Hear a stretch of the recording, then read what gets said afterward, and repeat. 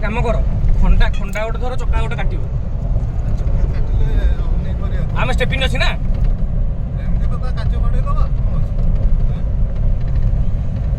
ନା ଲୋକମାନଙ୍କ ଭିଡ଼ିଓ ମାରିବା ଠିକ କାଲି ଲେଟ୍ ନାଇଟ୍ରେ ଗୋଟେ କ୍ରେଡିବଲ୍ ଇନଫର୍ମେସନ୍ ଥିଲା ଯେ ଆମ ଓଏସି ବ୍ୟାଙ୍କିଂ ପାଖରେ ଯେ ଗୋଟେ ପିକଅପ୍ ଗାଡ଼ି ଯାହାର ରେଜିଷ୍ଟ୍ରେସନ୍ ନମ୍ବର OD05 BT 3808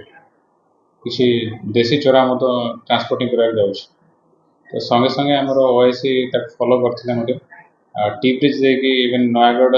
ଆଉ ଖୋର୍ଦ୍ଧା ପର୍ଯ୍ୟନ୍ତ ତାକୁ ଫଲୋ କରିଥିଲେ। ଯେହେତୁ ଆଗକୁ ସେ ଆଉ ଗଲାନି ଗାଡ଼ି ବ୍ୟାକ୍ କଲା ହେଲେ ତାକୁ ବ୍ୟାକ୍ କରିବା ସମୟରେ ଯେହେତୁ ଆମ ଏରିଆକୁ ଆଉଥରେ ବ୍ୟାକ୍ କରୁଥିଲା ସଙ୍ଗେ ସଙ୍ଗେ ଆମକୁ ଓଏସି ବାଙ୍କି କଣ୍ଟାକ୍ଟ କରିଥିଲେ ଯେ ସାର୍ ଏମିତି ଗାଡ଼ି ଗୋଟେ ଆସୁଛି ତ ସାଙ୍ଗେ ସାଙ୍ଗେ ଆମେ ଗୋଟେ ଟିମ୍ ଫର୍ମ କରିଥିଲୁ ଯେଉଁଥିରେ କି ଆମର ଇନ୍ସପେକ୍ଟର ଆଠଗଡ଼ ଏବଂ ଓଆଇସି ଆଠଗଡ଼ ଏବଂ ଷ୍ଟାଫ୍ମାନଙ୍କୁ ନେଇକି ଏପଟୁ ଆମେ ପ୍ରୋସିଡ୍ କରିଥିଲୁ। ସେପଟୁ ସେ ଓଆଇସି ବାଙ୍କି ଏବଂ ଏପଟୁ ଆମେ ତାକୁ ଫଲୋ କରିକି ଦୀର୍ଘ 2-3 ଘଣ୍ଟା ଚେଜିଂରେ ଗାଡ଼ିକୁ ଟିଗିରିଆ ପିଏସ୍ ଅଣ୍ଡରରେ ନୂଆପାଟଣା ଜଙ୍ଗଲ ଭିତରେ ଧରିଥିଲୁ ତାକୁ। ସେ ଯେଉଁ ଗାଡ଼ିଟା ଗୋଟେ ବହୁତ ଗଭୀର ଗାତ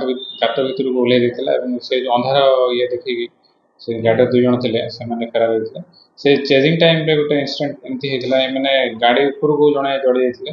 ସେ 2 ଜଣ ମଧ୍ୟରୁ ଜଣେ ମଦ ଡ୍ରମ୍ ଆଉ ସାଙ୍ଗେ ସାଙ୍ଗେ ଯେଉଁ